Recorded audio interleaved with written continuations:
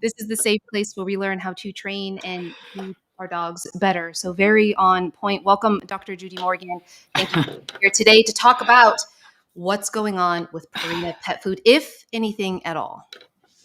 Welcome, welcome. So, yeah, I know. So, I'm going to put a big disclaimer on this because I know that Purina is watching. Dr. Judy, I don't know if I told you this, but they're in my comments now. So, I know they're watching. So, I'm going to start this with a disclaimer that we're not confirming that there is a recall or anything wrong There with is no Purina recall. food. Yeah, there's no recall, nothing as of right now, January 8th, 12 p.m. PST. That could change. But right now, all we're going to do is talk about what's going on based on the consumer reports that we have seen. And that is it. We're not making any claims. We're not brand bashing per se. So, Purina, if you're watching, we're just sharing what we've seen and what is publicly available. Hello. Yes, they are definitely here. So, that said, Dr. Judy, let's just jump into it. Let's talk about, for those watching, I pulled up this news article from, I think it's like E-Tails or something. This is what we're seeing starting to pop up on headlines. We're seeing it on social media where consumers or pet parents are alleging that their pets are becoming sick with diarrhea, lethargy, vomiting, etc. after eating a specific brand of food. Dating is back as early as back as June, but more recently it's become prevalent in December. And then where a lot of these claims have come from, just to give some background for those who are just new to this, have come from this awesome Facebook group run by Kelly. It's a picture of her dog, and it's called Saving Pets One at a Time. I highly recommend anybody watching this to go check out this Facebook group. And we'll talk more about it later on. But this Facebook group was actually dedicated to her dog who passed away from, what was it? Her dog was on a Hills pet food that had too much vitamin D in it, and her dog died 1 week before the recall occurred. Right. And so she has dedicated her life to making sure that this doesn't happen to other dogs and cats. And that's why it's called Saving Pets One at a Time. Yes. So definitely check it out. You'll see a lot of the consumer reports there where a lot of those, that's where we're getting a lot of information from. So Dr. Judy, jumping right into it, what is going on from your perspective with Purina to the best of your knowledge? Well, so I have dedicated most of my holistic veterinary career to food because I am a TCVM food therapist. And so I actually use food as medicine. So food is critically important to me for our animals. And in wanting to know more about the pet food industry, I became friends with Susan Thixton at Truth About Pet Food, and she invited me to start going to AAFCO meetings. And going to an AAFCO meeting, which is the Association of Feed Control Officials, is one of the most eye-opening things you can ever do and it's expensive, and there's very few, if any, consumers there. It's regulatory officials from states and from federal agencies. And basically, it's all about what can be approved. AAFCO is not a regulatory agency. They are an agency that kind of sets the guidelines for what can and cannot be used in pet food.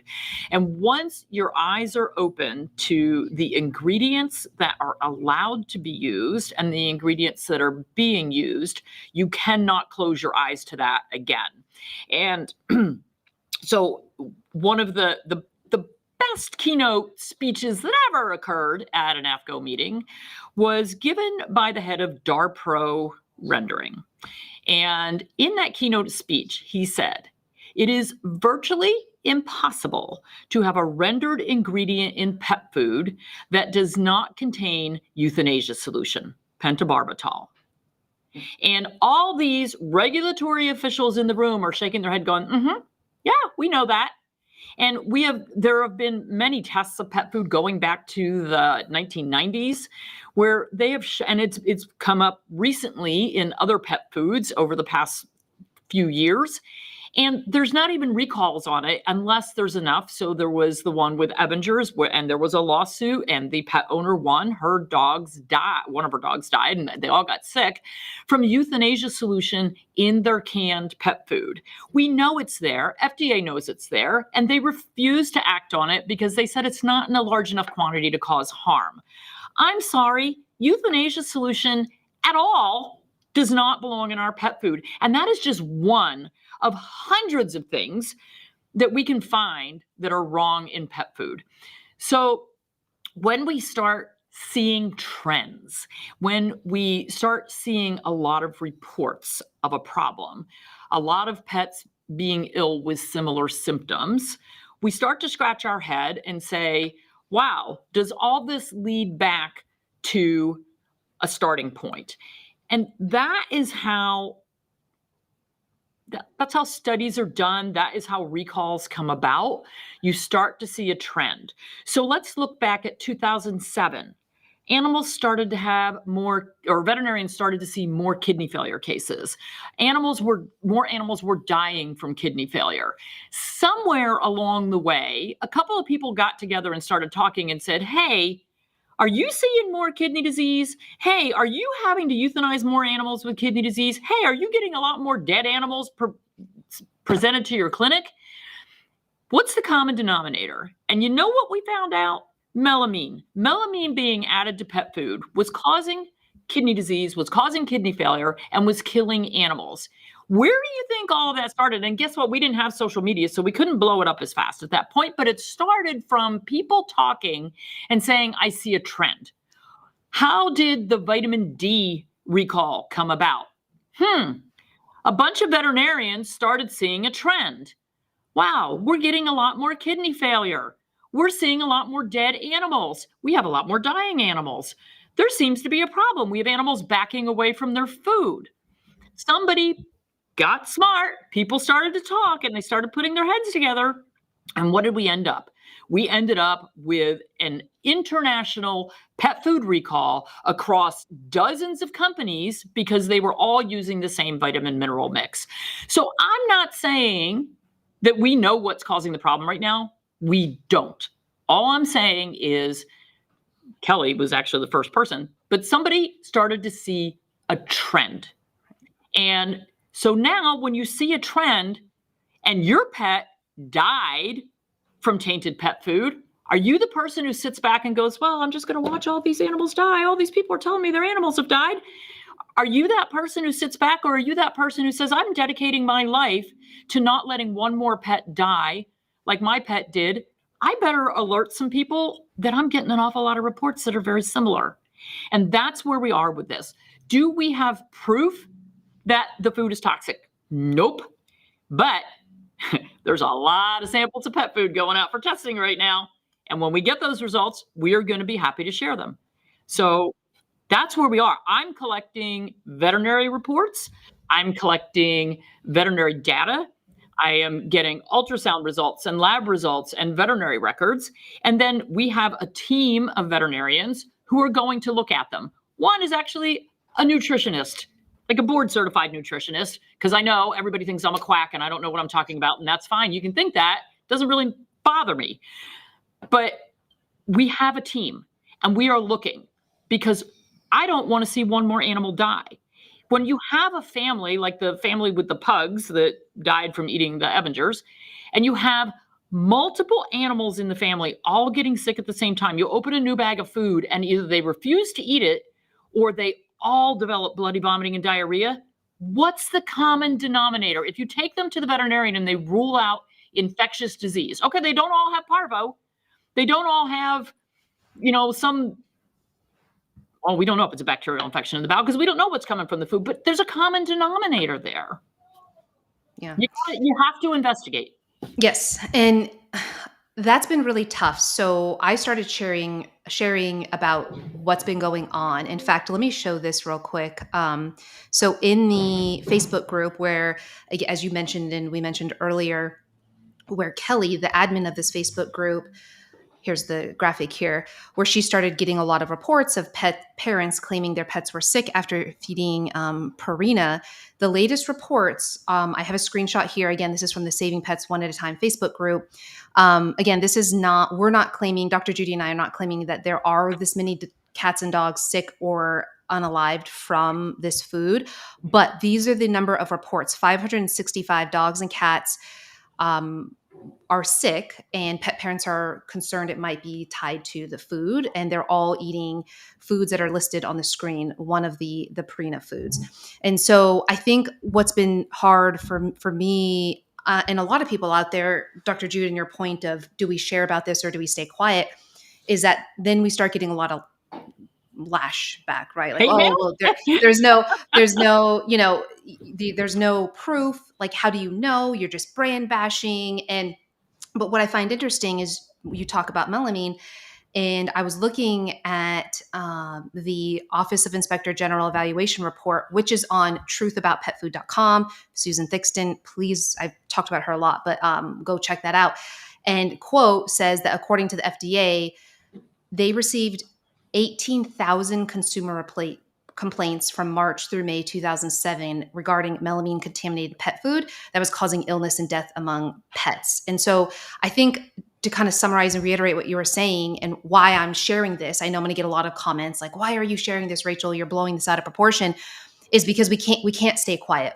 We don't know what's going on, but something's going on. So we're just at minimum, and Dr. Judy, we talked about this before. I think our goal is just to spread awareness, not even to say you have to stop feeding Purina right this second, because that's not an option for everybody in this moment, but more of letting pet parents know there's something going on. Be aware. If your pet has symptoms or clinical signs, they should see a veterinarian. Is that a good way to summarize it, Dr. Judy? Exactly. So, a lot of the backlash we've gotten, I've been feeding these products for the past 16 years, 20 years, 30 years, take your pick. I've never had a problem. That is amazing. That is awesome. That's great. And that speaks to the quality that the food can be and has been at different times. That doesn't mean there's not a problem now. And I mean, again, with the melamine, with the vitamin D, with salmonella, with the huge Midwest Pet Foods aflatoxin recall that we had this past year, these recalls happen after we start noticing a trend. And I don't want to see one animal sickened or dying from something they ate.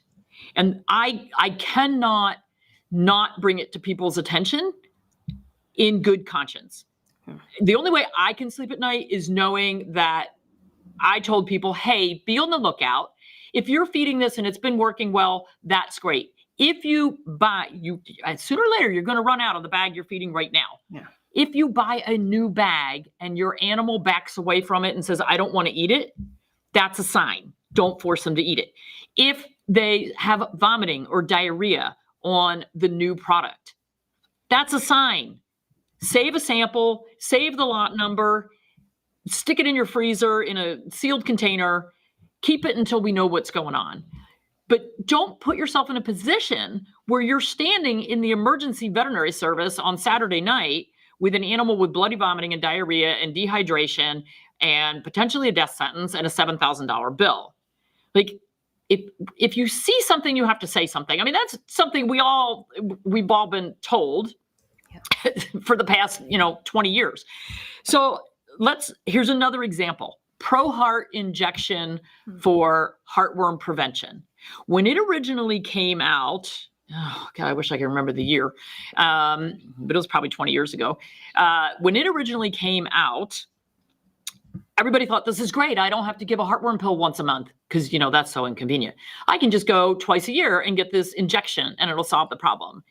Well, enough animals had bad reactions or died that it actually got the FDA's attention and actually got pulled off the market. But how many dogs had to get sick? How many dogs had to die? How many veterinarians had to report that before it got pulled off the market? And by the way, it was only off for a couple of years and it came back even bigger and better. Now you can get the super duper 12-month shot, which is even more deadly. So, but that's another conversation for another day.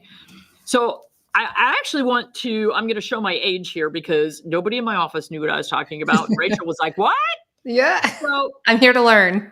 yeah, when we talk about bad crap that happens that people didn't predict or didn't know about, and we had to wait for enough problems to occur in order for somebody to scratch their head and say, oh, geez, what's the common denominator? So for those of you who are in my age category, you might remember back in the 1950s and 1960s, there was a drug called thalidomide, and it was used to relieve morning sickness and was given to hundreds of thousands of pregnant women. So over 100,000 babies were affected. The babies were born blind, deaf, with shortened or no limbs, and internal organ damage. And we had to have 100,000 fetuses injured before somebody was able to put things together and say, oh, we think we have a problem. Here's another one. Because big pharma is really no different than pet food. It's a money-making process, folks. Doctors knew in 1973 that the epilepsy drug sodium valproate posed a risk to unborn children and ordered warnings to be moved from the packets. Now, why would you remove a warning if you know there's a problem? Almost 50 years and 20,000 disabled babies later, it's still being prescribed to pregnant women. See something, say something. I'm sorry, I can't not say it. Do you want to talk about the Purina response? Yeah. So, well, I was actually going to say that because you mentioned the FDA earlier, I pulled this screenshot from Susan Thixton's Truth About Pet Food. I just put her link in the chat as well and linked in the description. But from the 4th, she actually reached out to the FDA. Again, she is a consumer pet food advocate. She attends the AFCO meetings with Dr. Judy and team. And I just want to make this clear that FDA did respond and say they are aware of reports of pet illnesses and in the process of evaluating the reports. So that I think is good in that, there's at least awareness kind of early on. I think we're definitely making waves with this. Right. And this is, part of the process that we need pet owners. Now, it is estimated that adverse events to anything, a drug being given, a vaccine being given, of food causing a problem, even human foodborne illnesses, if it's not reported, because you see reports all the time of people coming down with salmonella, being hospitalized, some people dying from fruits and vegetables. And so we also see recalls for salmonella, E. coli, listeria in pet food quite often. Yeah. But there's no way that because lab testing of pet food as far as contaminants, which really they only test for bacterial contamination, is done at the state level. There's no way that 50 state officials are going to walk into pet stores and sample every single brand and every single recipe Purina formula. Purina probably makes 2,000 recipes. Right. So, there's no way that all those get tested. And I saw somebody said, oh, but doesn't Purina do independent testing? Nope. There are very, very few pet food companies who test their products for vitamin mineral composition or bacterial contaminants. Very few companies do that, and they certainly don't do it. Well, there's a couple. Very few do it on every batch. So there is no way for us to know there's a problem until enough people start reporting that there is a problem, because they're not doing that testing. And so if you have, and that was one of the things I saw somebody posted, it was probably a Purina person, who said, oh, we have 600 nutritionists on staff, and we institute 60,000 quality safety measures every single day, because I don't know how many plants they have, but there's a lot. And this goes for any big pet food company. But if they say they're putting in 60,000 safety measures every day, then show me the testing. Show me the testing on every batch that comes out of every recipe or formula in your brand every day. Show me that testing, because I have yet to see it. It is not available. It is not posted on their websites. So, I mean, there are a lot of supplements, like particularly for like things like CBD. They produce a certificate of analysis on every single batch, if they're a good company, on every single batch that is produced. So where's that COA for every batch of pet food saying, hey, we tested it, there's no bacterial contamination, there's no aflatoxin contamination, and I can tell you why it's not done? Because I'm sending out a bunch of food to be tested, and you know how much it costs? $1,000 per sample. Per sample. So I'm sending out 4 samples. But, you know, if this goes on for too long, I'm going to go broke testing. It's okay. Yeah. You know, I decided I'm going to stand on this little stump right now. And we thank you for it, because I mean, you've been getting the hate mail and the negative comments. This is the thing. So we say to pet owners, send your food in for testing. Well, how many pet owners that just had a huge veterinary bill now want to spend $1,000? You know, unless you really believe it is your food and you have the money to do it and you want to hold somebody accountable. But it is, I will tell everybody that no matter which pet food company we're talking about, it is much less expensive for them to pay vet bills on a couple thousand animals, because less than 1% of adverse events are reported. So it is much less expensive to pay veterinary bills on a couple thousand animals than it is to do a major recall. So, and, you know, even a class action lawsuit, look what happened with Hills with the vitamin D. $12.5 million. You split that between all those pet owners, they got about $75. And so the problem is, if you have a pet who is made ill and you reach out to the pet food company and you say, I believe your food made my pet ill. Here's my veterinary records. Here's my veterinary bills. And the pet food company says, okay, it was $2,000. Here, we're going to write you a check for $2,000. But in order to get that, you have to sign a non-disclosure agreement so that if we go to a class action lawsuit, then you can't be a part of it. And if we go to a class action lawsuit or there is a problem found, you cannot post on social media, tell your friends or anyone else. And now, if you're the pet owner who just had 5 cats die and it was $4,600 at the veterinary office, you want your $4,600 back. You can't get your cats back either way. So do you want to help save other pets, or do you just want to cut your losses and run? Because if it goes to a class action lawsuit, you might see $25 5 years from now. Yeah. I mean, it's a hard place for pet owners to be in. I get it. I understand it. But if we don't have people who are willing to, and this is not against a specific pet food company. I'm just telling you how recalls work, how any problem with any drug, any pet food, any vaccine, anything, this is the process. And so, you know, and so it is what it is. So, okay, so let's back up actually real quick before we go through the statement from Purina, which we will go through because we do want to be as fair as possible. And I do want to spend a couple minutes at the end talking about what kind of pet food you like, which I already know the answer. But I want to talk a second about, okay, I'm that pet parent. Let's say, hypothetically, my dog is sick or my cat, because this is potentially impacting cats. Oh, yeah. It is. Yeah. And I think it's the food. So you kind of went over it, but basically if they have clinical signs or symptoms, we go to the vet. What do I do from there? My understanding is that we go to the Facebook group that they have like list of like where they can go and send the food in for testing if we want to go that route. What are your suggestions for that? Yeah. So if you are concerned, and by the way, not enough traditional veterinarians have heard about this. I have heard some people telling me that their traditional veterinarians have said to them, yeah, there might be a problem. So they're listening up a little bit. And, to take a stance of, yeah, there might be a problem, that's a great stance. Yep. It's like, yeah, there might be, we don't know. Maybe it was the flea chemical you gave your dog. Maybe it was the vaccines that they had. Maybe it was something that was sprayed in your yard. Maybe they ate toxic mushrooms. I don't know. But at least be open enough to say, yeah, it might be related to food. I don't know. So, if you have a sick pet, absolutely get them seen sooner rather than later, because some of these are going down the tubes very fast. So it starts with diarrhea or soft stools and not wanting to eat, which progresses to liquid diarrhea, which progresses to bloody diarrhea, dehydration, and death.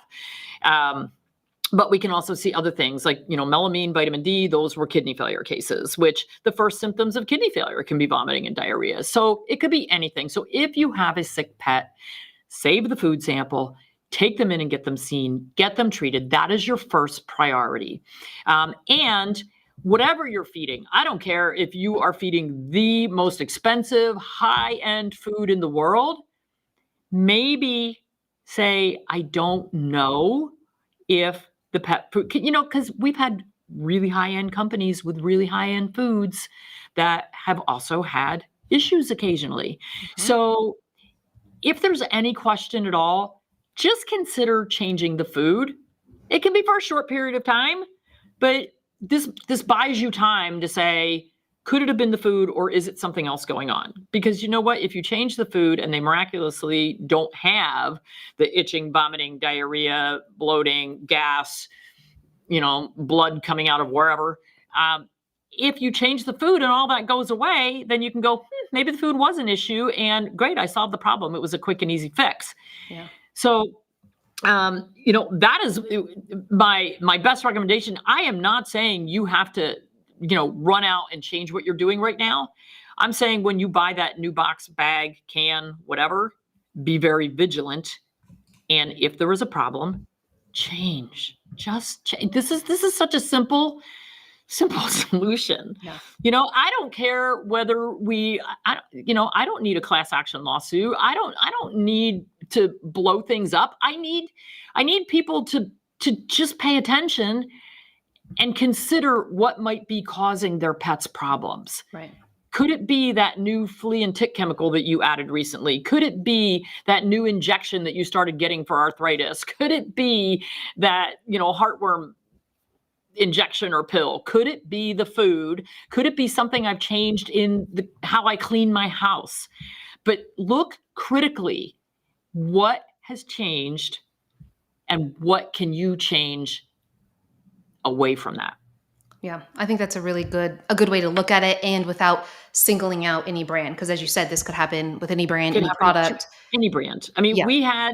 I have great slides on, I probably should have given them to you, on all the different things that we've had recalls for in pet food. So too much thyroid hormone from thyroid gland being included, salmonella, listeria, E. coli, aflatoxins, which are mold toxins, mold in general in food, mold that you can see, pentobarbital, we have had recalls on that, and the vitamin D toxicity, low vitamin B1 or thiamine, low taurine. So there are so many reasons why pet foods can be recalled, and it's not targeting one company. Any company can have a recall. Any company can have a problem. And this may be something like the vitamin D problem, where we will, in the end, find that this spans many companies because there may be an ingredient from a supplier that is being used by many companies. Well, and that brings me back to your point before. You were talking about foods with synthetics in them, like these vitamin premixes. And I was hoping you could talk a little bit more about why that can spread so quickly. Because like with these ultra processed foods, any brand, this is not brand specific, when you look at the last half of the ingredients, you're going to see a bunch of words, Chemicals. numbers, typically chemicals, right? These synthetic vitamins. And as you just alluded to, these can all, many times these can have the same manufacturer. So there could be one manufacturer for this copper synthetic that goes to multiple different brands, like white labeling almost. And if there's one human error, they put a little too much, a little too little, a little too less, that could cause horrible issues. And that's why this can become an issue so quickly, so widespread. Is that a good way to explain it? Absolutely. And the other thing that we see is co-packing. So one major plant may make formulations for many different pet food companies. They're all made in the same plant. Okay. So if we have contamination of the machinery from the ingredients from one food, it can spread across brands as well, which is one of the reasons why I really like pet food companies that have their own facility where there aren't multiple brands being made in the same facility. Just because that it's clean and what's there, and you only have one company to deal with. But when we have those vitamin mineral premixes, But it could be any ingredient. It doesn't have to be the vitamin mineral premix. We know that over 60% of the corn in this country has mold every year during harvest, and depending on how rainy the year is. And you can look this up. It's listed on the agricultural websites. You can find out what percentage of each of the different grains and legumes in our country is contaminated with mold each year. But corn usually is about 60%. So the problem with molds is they bring in these huge tractor trailer loads of corn or rice or wheat or soy, whatever they're using, peas, whatever they're using, and they'll test a very small sample out of the tractor trailer load to see how high the mold is. Well, guess where the moldy stuff's hidden? It's either on the bottom or in the middle. But they'll test a very small amount, and then usually it will actually get sprayed with something to kill the molds. The problem is when the mold dies, it releases a toxin, and the mycotoxins, the mold toxins, are actually what are toxic to our pets. They cause liver failure.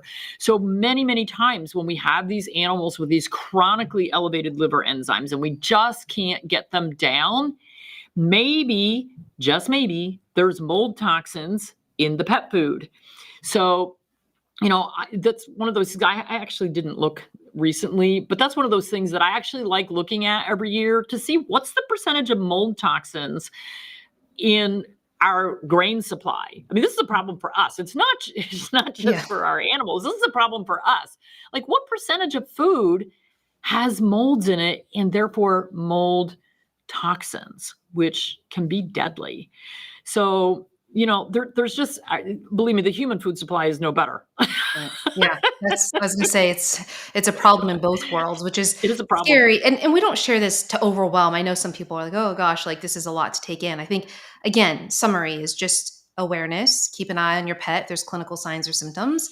And the reason I say clinical signs, Dr. Judy, is I had one person tell me that dogs don't have symptoms. You have to call it clinical signs. I don't know if that's right, but I've stuck with that. I know I get picked on a lot.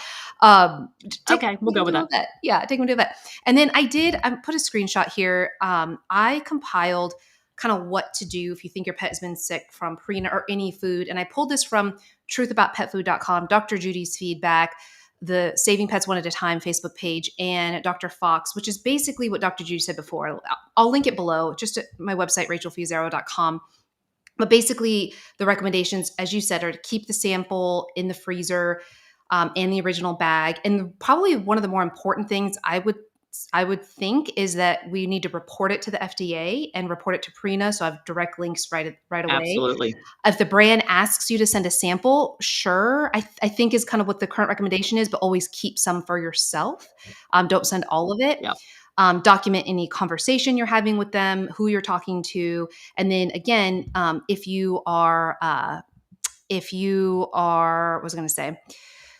they are offering to pay your vet bills, like I'm not a lawyer, I'm not a veterinarian, so I'm not going to tell you what you should or shouldn't do. Just be aware that, as Dr. Judy said, you may be giving up rights to talk about this in the future. And maybe that's the place you're at. There's no judgment, but just be aware of that, because right now, we have multiple consumers that have reported in that Facebook group that say that they're just paying vet bills kind of left and right. So, maybe that's a blessing in disguise for some of you, but it does make it difficult if you're not able to talk about it in the future. And one more thing I'll say about lab testing, if you do want to send food in. So we had researched on Friday where we could send food samples, and we got quotes on different testing. So it's piecemeal. So if you want to test for bacteria, that's one price. If you want to test for mold toxins, that's another price. If you want to test for pentobarbital, that's another price. Melamine, another price. And when you add it all up, that's where it gets expensive. So we're hoping that we can at least get, heavy metals we're including. So, we're hoping that maybe between 4 samples, we'll see a trend. And so we can direct people, maybe you don't have to do the full testing. Maybe you need to test this particular thing because that was across the board an issue. But when we went to send the food, we asked the lab. The lab asked us what company's food we were testing. And they said, we can't do that. That's a conflict of interest. So be very careful where it is being sent, because you may be sending it where you're not going to get Wow. Okay. I the didn't right know answer. that. So, but Yeah, you did there find a can be a place. conflict of interest. So yeah, we Gwen did some work, and we Okay. have a lab with no conflict of interest that we are able to actually, the samples already went out. Cool. I would say watch, on Rachel's posts on And truthaboutpetfood.com, on saving pets one at a time. The links will be there for labs that you can use. But I would say for right now, if you are suspicious with your own pet and their food, just keep that sample, put it in the freezer, wait until we start getting some results. The other thing that that is generally needed for these is pet toxicology reports. And again, until we have a better idea what we're looking for, we just don't know. And autopsies on pets that have died, unfortunately. And again, that is another very expensive proposition. Generally, an autopsy, I'm going to say, is going to run around $1,500. And again, they may or may not be able to link, specific things. They may be able to say, yes, this pet died of necrosis of the kidneys, which means the kidneys died, or this pet died of overwhelming hemorrhagic gastroenteritis. But they, just because we have a name for the diagnosis does not mean we have a correlation with the causation. So I was going to say, it doesn't that's mean what, we're going to find, that we yeah. can link that cause. Yeah. But again, once we have some testing, and not to step even deeper into this hornet's nest, but I saw another brand of pet food that somebody brought up today with a pet with very similar symptoms to everything else that we're seeing, and made by a different company. And so when we start seeing things like that, that gets us more to, okay, is there something more in the supply chain, like there was with the vitamin mineral premix and the melamine in the premix? So, we might start seeing other things that pop up, and it may not be a one company problem. Again, it could be like the vitamin D, the melamine, it could be a bigger issue than what we know of right now. So, one of the things you're going to keep hearing is correlation is not causation. That is true, but you have to start looking somewhere. And the way you do that is you start collecting data and you start showing people the trend. And this is not just me reporting this. This is not just Rachel reporting this. Anyone who questions what we are reporting, please go to chewy.com, read the reviews on different products since about the 1st of December. If you go back to even June or May, you'll see some problems. But I mean, so many one-star reviews, and they all have very, very common threads. My pet backed away from the food and wouldn't eat it. My pet developed diarrhea immediately after eating this. My pet developed bloody vomiting and diarrhea. And so there is a major trend. It's on Chewy and on Amazon. So it is not just me making up stuff. It's not just these anecdotal reports on this one Facebook group. It's across the board on multiple sites. And I probably, Walmart.com probably has, because they sell the same products, so they may have reviews. I didn't even go look on their website, but anywhere that sells a lot of pet food, go look at their reviews. Yeah. And, again, if you haven't had a problem, great, no problem. We're just raising a red flag and saying, be vigilant. That's all. Yeah, because best case scenario is comes out, there's nothing, although it's really hard because there's so many of these reports. But best case scenario, everybody's good, we're all good, healthy, happy. That is the goal. Dr. Judy and I have nothing. I get a lot of, well, you're just fear mongering, Rachel, just to get views or something. I'm like, these are not go read my comments. These are not the views that I want. Like Dr. Judy will tell you, we're in a group, and I told everybody I want to delete all the content because it's the negativity and the hate is really strong, and this is really difficult. But like Dr. G said, and I look up to her quite a bit, is I can't stay quiet. I mean, I'm seeing these firsthand. I'm getting the DMs from pet parents. I have several. I should have screenshotted and cut their names out, but I didn't want to take any risk, saying, Rachel, this is what happened to my pet. I had to sign a non-disclosure. I had to take the money from the vet, but thank you for what you're doing. I wish I could share, but I needed the money. Like several of those. And so I can't stay quiet on this. And so what would you say, Dr. Judy? People, I love this one. They're like, well, Purina is such a popular food. So of course there's at any given time, there's going to be tons of pets that are sick that have nothing to do with it. What is your thought on that? Your response on that? Oh, it's true. I mean, I'm getting records and, like I got one the other day and I was like, I only got one set of records from one hospital admission. But the problem looked like it was very chronic. Mm. And I said, I need at least a year's worth of records for a case like this. I need a lot more information, and there needs to be a lot more testing. And again, so if you have a pet that has chronic kidney failure, could it be the diet? Absolutely. That's what we saw with vitamin D and melamine. Could it be Lyme disease?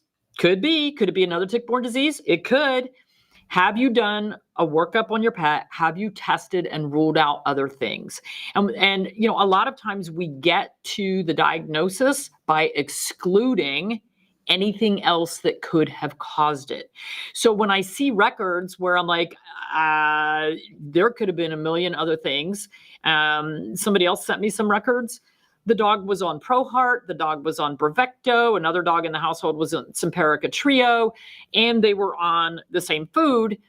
And I'm like, is this being caused by the food? I don't know. There's a lot of variables here. What we need to do, how about if we just change the diet for the next few weeks and see if they get better? And if this horrible diarrhea problem goes away, then we can say, yeah, it's probably, there's a better chance. Maybe we should test some food. But just remember that the more junk, chemicals, drugs, vaccines, the more junk you throw at your pets, the harder time they have dealing with things. And so it could, and this is why it takes so long to get a recall, because we have to get thousands of records. Chewy is now telling people they heard a recall is coming soon. That's interesting. That's what. Yeah, actually, Chewy is now telling people they used to say if you couldn't use the food, to donate it. They're not saying. And then they went to throw it away. Then there was some people who said they were told to send it back.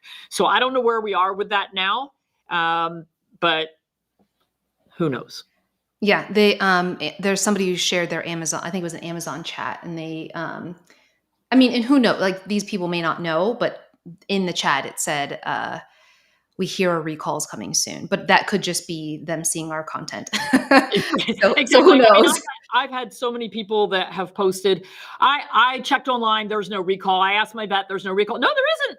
There isn't. We need so much more information before a recall can be made. Somebody's got to do a lot of food testing before a recall can be made. That's just the way this works, guys. It's part politics, it's part money, it's part time, it's part trend. There's just so much that goes into a recall happening. We've had hundreds, again, not to change the subject, but we've had hundreds of thousands of adverse events to the isoxazoline flea and tick chemicals. No recalls, no changes, no stop selling. It's out there. So it takes, you literally have to move mountains to get anything done. And on that note, for anybody watching saying, oh, what are your thoughts on flea and tick or vaccines? We're not going to talk about it here. I will have those videos linked in the description. So if you're wondering what Dr. Judy's takes on those are, that will be linked below. I think that, go ahead. Just guess. Yeah, I know. You can guess what it is. But if you want to really hear her thoughts, like really know how she feels about it, I'll link those down below for you. So let's talk about the Purina statement, because I do want to address that they, let me pull it up here. I know you have it in front of you. They posted this a few days ago, and I'll just read through it really quick. Please be aware of online rumors claiming there are issues with Purina products. These are false and may be creating unnecessary stress for pet parents. There are no health or safety issues with any of our products, and they continue to be fed with confidence. Then they talk a lot about their quality assurance, which I'm not going to read through in detail, but it's on the screen. And I will link it below because, again, I want to give everybody, give due diligence.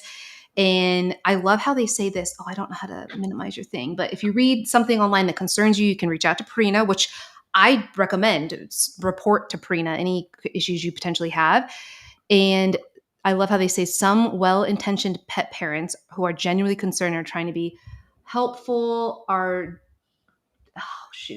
Oh, or sorry, I some are can read just it. trying to be chaos and distrust of certain brands as an opportunity to sell their own products.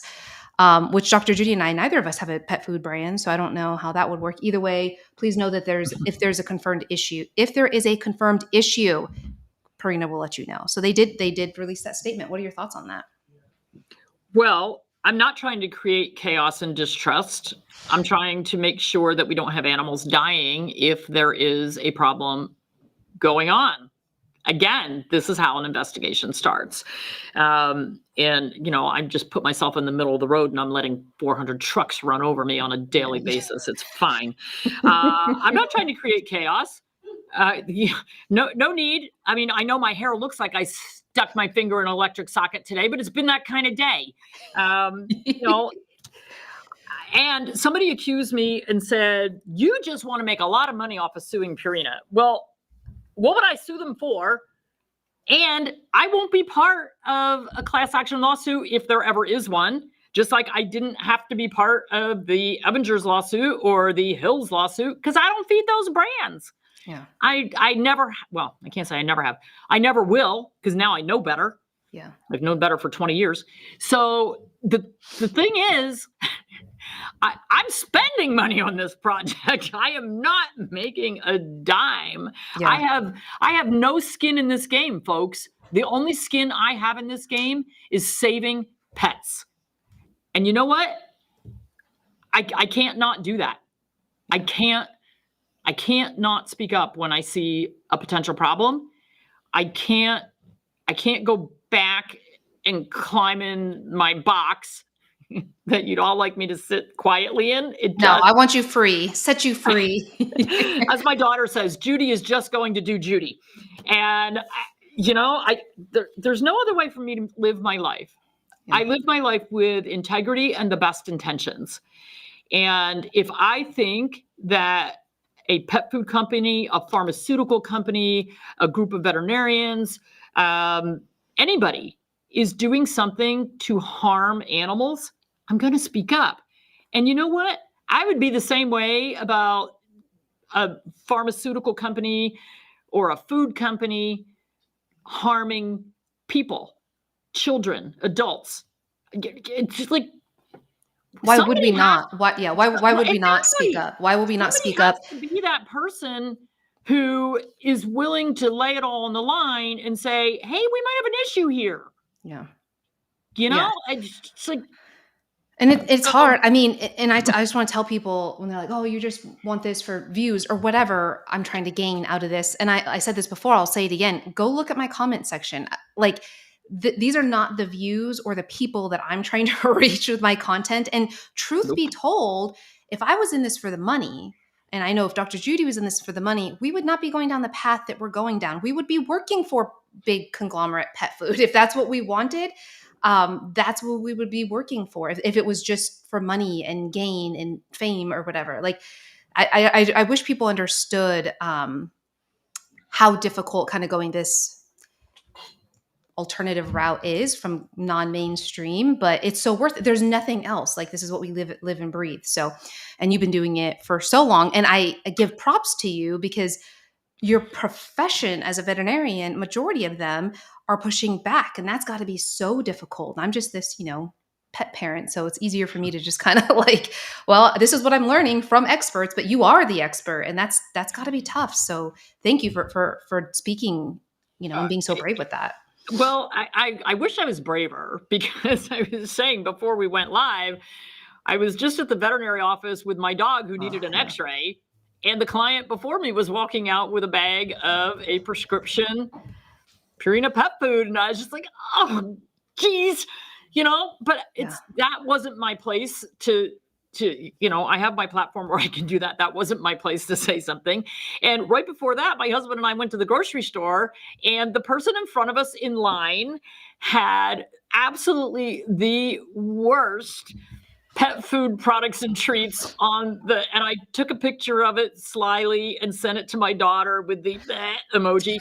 And then the person in line behind us had something even worse for their pets on the little conveyor. And I took another picture and sent it to Gwen, and I said, you know what?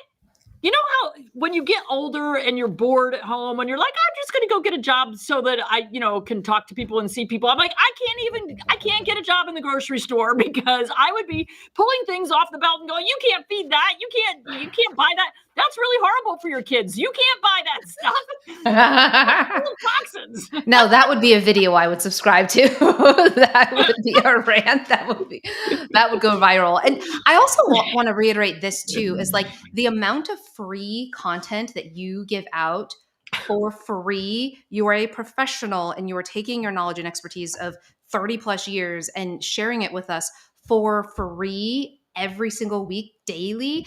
I don't think people realize like how often can you talk to your personal veterinarian for free? I want to ask people that. But they can log in and watch podcasts and blogs and videos and everything and, get your book. I mean, it's just so much stuff you're giving out. And that's so valuable. And I wish people would like understand like how selfless that is in so many ways.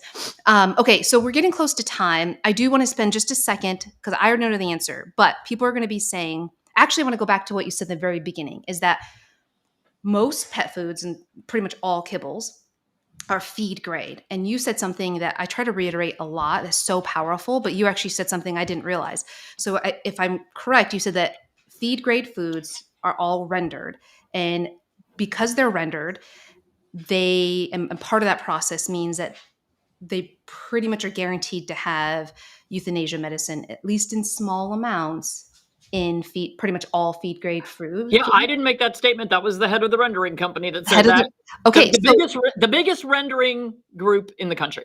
Yeah, and that's something I talk a lot about in terms of like feed grade versus human grade, because this is kind of a segue into your preferred type of pet food, which is going to be human grade, fresher pet food. I'll let you talk to that, but I want to reiterate, like, back to the point earlier, we were saying that we're not like anti any brands.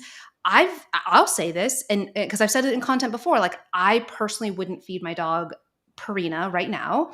And a big reason is the sourcing, the lack of understanding of what that sourcing is, and the fact that it's a feed grade food.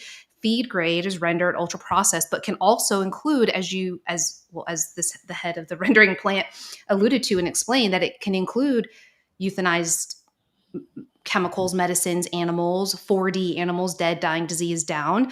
And so these are reasons that I try to stay away from these ultra processed kibbles. I'm not anti-kibble, but I try to push pet parents into the category of fresher human grade foods. What is your stance on pet food and what your preference is?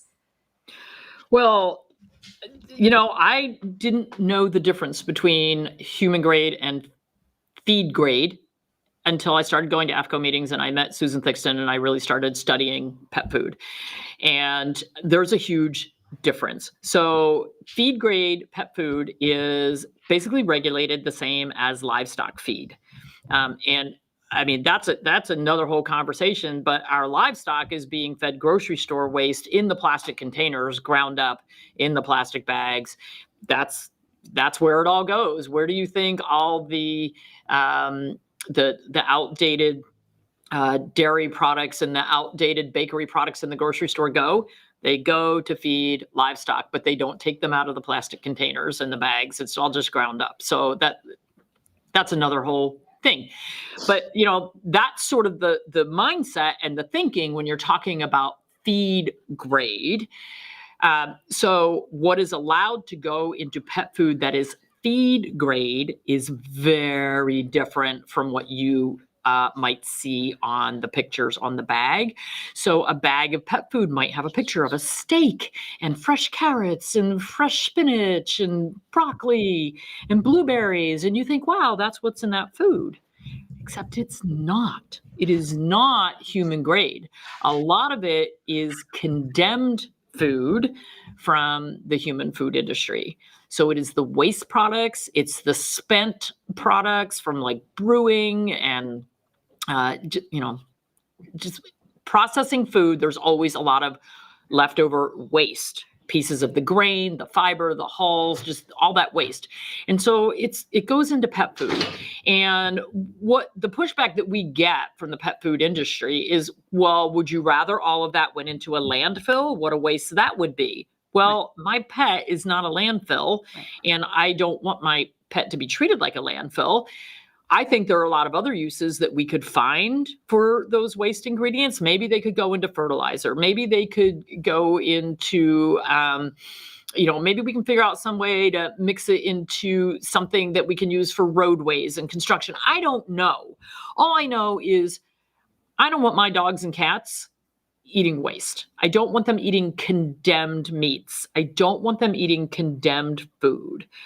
I don't want them eating food with chemicals and toxins in it.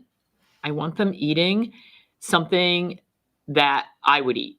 So the foods that I feed my pets, I would have no problem taking a spoonful and eating it.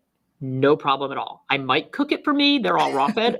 I might cook it for me, but steak tartare is one of my favorite things, and I love sushi. So I don't even know that I would have to cook it. But that's the quality I look for. And when I look for supplements and things to treat my pets, it needs to be the same quality that I would use for myself. When I look at supplements, everything needs to be human grade. Everything needs to be the best possible quality that I can get, because I want my pets to be healthy. So right now, my oldest dog will be 17 in a few months. He's got heart disease. He's got neurologic problems. He's got bladder cancer that he's had for over a year. You would never know it. He races around the house. He eats like a champ. He plays with the puppies. He's a nutcase, and he's almost 17. Why is that? And by the way, his cancer is not being treated with chemo and radiation and all kinds of horrible things. It's being controlled with natural therapies. Does that work for 100% of cases? No. But food is the foundation of life. And if you want to get your pets, if you want your dogs to live in their 20s and your cats to live into their 30s, you are going to have to give them a good foundation. And that is very difficult to do with feed grade and with chemical vitamin mineral premixes thrown in there, and with the problems that we see. And one of the big complaints that I'm seeing from people is, my pet has pancreatitis, and this is the only diet that has worked for them. Well, we've got a lot of information about pancreatitis on our website. I would encourage people to check. It's free information. Check out the free information on pancreatitis. And when you see what the causes and underlying problems can be, maybe you'll look at it a little bit differently. Mm-hmm. Yeah. And I know that you have a list of your favorite dog food brands on your website, drjudymorgan.com. You even have courses that teach people how to make their own dog food. So I know a lot of people right now are like, I want to make my own dog food. You can check that out. It'll all be linked in the description below as well. It's there right now. For people who are like, I'm scared to death to make my own food because I'll screw it up. I won't get it right. There won't be enough vitamins and minerals. Well, yeah, there are things that you need to do. A great starting place is what we call a hybrid meal. Get one of the premixes from one of the good companies. So I'll name a couple. We've got Dr. Harvey's. We've got The Honest Kitchen. Do you have any other favorite base mixes that you like? I'm using Raw Vibrance Dr. Harvey right now with my dog. Okay. So those are base mixes, which basically you add meat and oil. So simple to do. And then where the ingredients are coming from, that there are companies, and a lot of these base mixes are all organic veggies. So if you've got an organic base mix, and then you control the expense and quality of the meat. So if you can go get meat that's on sale, if the meat is of questionable quality, then gently cook it. But if it's a high quality that you would feed your own family, it's up to you whether it's raw or cooked. I'm not against cooking food. I have no problem with that for our pets. Even though mine are raw fed, that's my choice. But for those who are afraid, getting a premix is just an easy first step. If you want to, when I started with my dogs, getting them off of big pet food brands, and I went to raw, I ordered pre-made raw because I didn't know how to balance a meal. So I ordered pre-made. I said, well, that's a little pricey on the shipping and all that stuff. Although we have so many more companies available now, the pricing has actually come down a lot. So that's how I got started. And then I wanted to start making some of my own meals. And I look back at some of my recipes from when I first started. And I'm like, man, I was really far off from it being balanced. But you know what? My animals still did well. And now I know how to balance them. And that's great. But a great starting point is these premixes where just buy some meat and some oil. And it's the instructions are right there. It's simple to do. Freeze-dried foods or air-dried foods, the baked foods. Like if you have to feed a kibble, look for a baked kibble instead of an extruded kibble. Because if it's a dried or baked product, it doesn't go through that really high heat processing. It doesn't get destroyed. And the other thing that I would say is look for foods, if at all possible, that don't have that vitamin mineral premix added into them. I like to get all of the nutrition that my pets need from whole foods because it's really hard to have a toxicity of a vitamin or mineral from whole foods. That's why people don't die of toxicities from vitamins and minerals from eating whole foods. So we see the same thing with our pets. You can have deficiencies, and that's why it is important to make sure that you're getting the calcium and the vitamin D and all those things that we talk about. And so there's a lot of information, that is readily available out there. There's a lot of free recipes. Make sure you're getting your recipes from a reputable source. Unfortunately, in this group, the Saving Pets One at a Time, a lot of people have been posting their homemade recipes and they fall really short of being nutritionally complete. So be really careful there. Make sure, and there are tons of free recipes on my website and then tons of recipes in my books. Yep. And we actually have one that we did together. I'll put it, link it down below where it's a completely free guide talking about starting raw dog food. And there is a recipe. And then Dr. Judy and I last year made a meal topper starter guide. So the other option is if financially or just your lifestyle, you need to feed a kibble. I understand that's where a lot of people are. Even adding just a little bit of fresh food can be highly beneficial, and then eventually will wean you off. But that guide is completely free. I'll link it down below. But yeah, like I said, there's a lot of great resources, drjudymorgan.com, RachelFusaro.com. And we're really just here to help you make the best decisions for your pet that you feel confident about. I think, Dr. Judy, I'll end on one of the things that breaks my heart is a lot of my DMs and comments are people saying, this is what I'm feeding. The brand doesn't matter. This is what I'm feeding, and I'm not sure if it's the best food. And I just want to get to a place where somebody can pour or scoop or serve their dog their meal or their cat and feel good about it and know what they're feeding and understand it. Not necessarily the nitty gritty, but general understanding of what they're giving their pet. And unfortunately, I don't think that's the case for majority. So that's what I know we're both here out trying to empower pet parents to do. With that said, I think that's all of it. Do you have any other last final points? Because I think this is going to be a big one. So your face is going to be everywhere after this. So anything else you want to leave us with? Apparently my face has been everywhere recently. Yes, it has. It has. Yeah. It's just, all I can say is all we want to do is raise awareness. All we want to do is have people pay attention. And like, I remember when I never had a cat until after I was an adult. And at the time I fed kibble. I didn't know any better. And my cat used to puke all the time. And I can't tell you, even my first 10 years as a veterinarian, puking cats was just normal. Like, oh, well, your cats always vomit hairballs. Well, yeah, cats just vomit a lot. That's normal. It's normal to come down your stairs and step into a pile of cat vomit every morning in your bare feet. Mm. You know what? I got 9 cats right now. I never have vomiting cats. Since I have started feeding my animals the way they need to be fed with whole food, real food, human grade ingredients, there's no vomiting. Like, that is not normal, folks. And, for your dog to have random vomiting a couple times a month, not normal. To have soft stools, diarrhea, blood in the stool, not normal. Like, we've all just been so ingrained into, oh, that's just what they do. You know what? If my kid had bloody stools 2 or 3 times a month, This would not be. I think I'd be at the doctor's office. And on that Like, "Okay, note, look, I I can want, change something." yeah, I want to tell pet parents on that note, if your veterinarian is telling you something that just doesn't quite feel right, or you're concerned and your veterinarian saying it's fine, I'm not saying don't trust him or her, but feel free to get a second opinion. Like I've done that. I have several veterinarians that I consult, and that's okay. Because I think that's the other thing. People come to me and they say, well, my veterinarian said it's fine. My dog pukes bile every other day, or my cat has hairballs, but I don't feel like it's right. I'm like, okay, that's how you feel. Get a second opinion, if you can. I know that's tough, but. And an antacid is not the solution. Oh, yeah. Pepcid is prescribed. Pepcid and metronidazole are prescribed all the time. That's not the solution. That's a drug treating a symptom. No, we want to, or treating a clinical sign, whatever we want to cause it.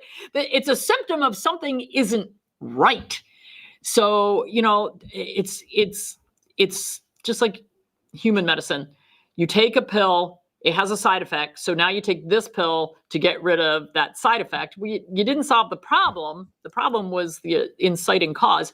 So that's, I see it all the time. I get emails every day. Well, I took my dog in because he has chronic acid reflux, and the vet told me to give Pepcid, and my dog's been on Pepcid for a year, and it's still really no better. And man, you got to find the problem. You can't stop putting Band-Aids on symptoms. Yeah. Yeah. Well, that's the whole premise of your career, holistic, integrative veterinary medicine, looking at the cause. And I'm not saying that you should never symptom. use drugs. Yeah. I'm a huge fan of drugs when you need them, but there's an awful lot of drugs that we don't need because we haven't solved the cause, the underlying cause. Yes. Yes. Last thing I have to say is I find it funny. I can tell that you and I both, definitely you a lot more, received backlash over the years, because I feel like everything we say, we're like, it's not me. We don't mean this, but this is what we mean. Because I feel like things are always taken out of context, and we've learned the hard way to say, here's the specific, it's not this or that. So anyways, okay, that I've taken too much of your time. I appreciate you, Dr. Judy. Everyone, please follow her, Dr. Judy Morgan, everywhere, YouTube, Facebook, Instagram, website, because I know she's going to be sharing a lot of updates. I'll be sharing a lot of updates as well, RachelFusaro.com. And make sure you follow, subscribe, and please share this video. I think this video will be very important. And although maybe I'll ask you not to, because I'm probably going to get bombarded. The backlash. Yeah, the backlash. But I do think the awareness is key. Yeah. Happy New Year, everyone. All right, guys. With that, we'll talk to you soon. And thank you so much for being here.